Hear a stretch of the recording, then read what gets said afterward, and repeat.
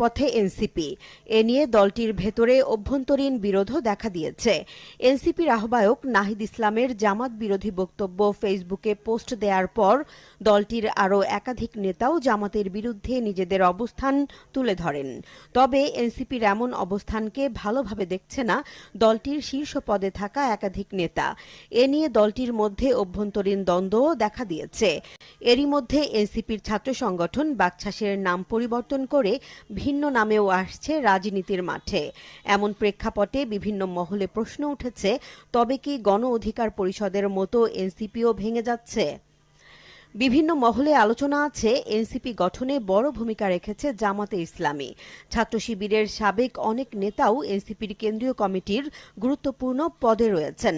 সামাজিক যোগাযোগ মাধ্যমেও নেটিজেনরা বলছেন, এনসিপির বিভিন্ন মিছিল, বিক্ষোভ বা সভা সমাবেশে জনশক্তি যোগান দিচ্ছে জামাত শিবির।